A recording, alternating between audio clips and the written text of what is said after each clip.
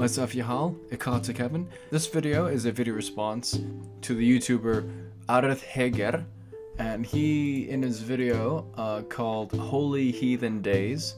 Well, before I begin, Arith Härger is an archaeologist, so you know what does that suggest? You know, archaeologists, they work with their hands. You know, they look at artifacts and all that cool stuff.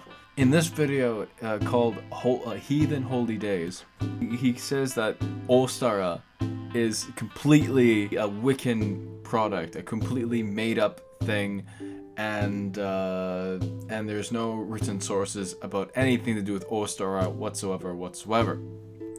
Well, Arith, if you're watching this, I disagree with you 100%, and I have a few reasons why. Okay, so Ostara. Ostara, yes, we all know, anyone who studies this stuff seriously, we all know that Ostara is a reconstruction. You probably already know this. A reconstruction from Jacob Grimm. However, it is a good guess though, because it is a cognate specifically to the Old English Astra, right? It fits perfectly. You know, the sound changes, the O and that diphthong ah in Old English, in some cases in later Old High German was an O, earlier O, and whatnot. So the phonology, the sound changes, the phonology, it fits, you know, and yes, there is a Osterun in attested in Old High German as like which evolved into later today's German of Ostern, but there is evidence that shows that this goddess did exist. How do we know this? Well, there are attested names of people that have Ostar in their name, and we know it would be the goddess because people before Christianization would name their kids after names of gods. You know, for good luck or for wanting their child to live a long good life, they would do that.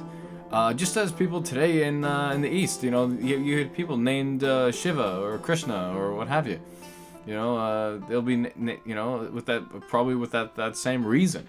You know, just as people in the West today who are Christian who name their kids after the figures from the Bible.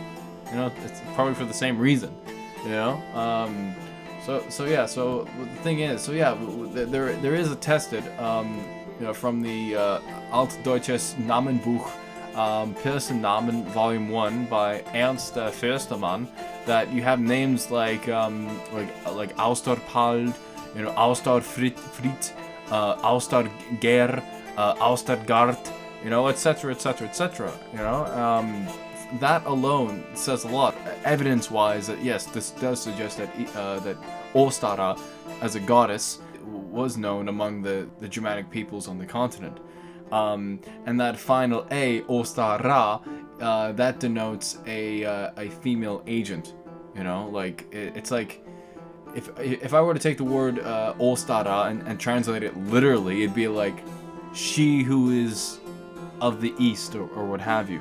You know, if it's I don't know, to give you an example in Old English, it'd be something like okay, so I have the word wit, like W-I-T, and then I put like a final A, in the case of Old English, final A for weak nouns denotes a male agent. So for example, if I say wit, I have the word wit as in like knowledge or whatnot, and then I put that final A, so wita. And what does that mean in Old English? It means one who knows, a counselor, you know, one who knows whatnot. So with that in mind, Ostara, you know, fits, and it's cognate to Astra in Old English.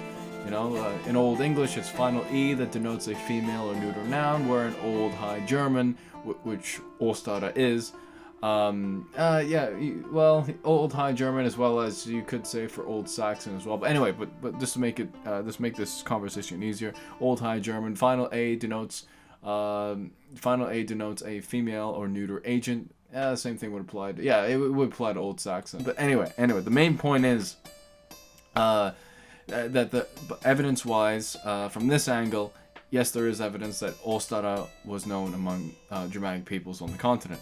Now, let's get more philosophical now. Let's get a little deeper now, okay? What is Astra, Easter, Ostara? Well, she's a dawn goddess, right? And just as Ushas in the Vedic, Aurora in the Roman, Eos in the Greek. Well, the thing is, I mean, the way to understand this stuff is that the thing is, 1 + 1 = 2 everywhere. How you say that will differ from culture to culture. You know, but at the end of the day, it's still 1 + 1 = 2. Or if I were to quote the Upanishads, paraphrase the Upanishads, it's something to the effect of, gold is gold. The only difference is in words, but the reality stays the same. So that's something to bear in mind. Of course, these continental Germanic peoples, you know, where this Ostara word would have been, though not recorded through lack of sources, they would have known, and because because dawn is there too. So then the question would be, why wouldn't there be a dawn goddess? I mean, dawn is everywhere in this world, on this earth. So of course they would have a dawn goddess likely called Ostara. You know, because dawn is still in that part of the world anyway. So, you know, I mean, that's something to bear in mind. And so yeah, if you are a devotee of Ostara, you know, this video is meant to cheer you up. I mean, because you have people that get into this stuff who are very empirical, who are very, we only have to go by the sources of what they say and whatnot. We only have to and forget deductive reasoning. You know, we have to use our heads too. We can't only use just the sources themselves. Of course, the sources themselves are great, but I mean, at the same time, you know, we have to, because we live in a time where European paganism, Germanic paganism, there are a lot of blanks, and you know, and through you know, with the help of the Vedic world, the Sanatana Dharma can help us, you know, fill in the blanks. But yeah, the thing is, another thing I have to say too, the problem, again, another problem that a lot of people, when they get into this stuff, is that they run into this this modern idea that everyone has their own truth. This is very problematic. This is very problematic, because and the people who study this stuff, some of them think this way. Excuse me. They think this way, so they would think, oh, well, the Germanic peoples, they had their own truth. Oh, the Romans, they had their own and whatnot. No. I disagree with that 100%. Again, water is wet, fire is hot. 1 + 1 = 2. How you say that from culture to culture will change. Yes, of course, but that answer remains the same. So, is there a Germanic goddess, a dawn goddess, Ostara in you know, that part of the world and whatnot? Of course there would. Of course there would. And for those who are very empirical and evidence based, we have evidence through names, okay? And thinking philosophically and thinking in terms of metaphysics and whatnot, well, and the deity exists. The deity is definitely there definitely is an Ostara, okay? It is not a Wiccan invention. So yeah, so this video is really to defend Ostara and Astra and whatnot. I mean, yeah, so yeah, again, 1 + 1 = 2. Water is wet. Wasser ist nass. You know, whether I say Wasser ist nass or water is wet in, you know, English or German, it's still the same truth, right? Because to quote Chariji, Sri Dharma Pravartika Acharya, that truth is not subjective nor relative. Truth is absolute. It is eternal and unchangeable. Again, water is wet, fire is hot. 1 + 1 = 2. We're all ruled by gravity, and so forth, right? And you know, so there definitely is a dawn goddess. You know, of course, she would be known among different peoples. and whatnot, due to different languages, different cultures, and whatnot. I mean, that's something to bear in mind. All right, so I hope the devotees of Easter or Ostara and Astra are cheered up by this video. So yeah, if you're a devotee of whether you're a devotee of the goddess Easter, though her name in Old English is Astra, or in Old High German, Old Saxon, Old Dutch, Ostara, keep going for it.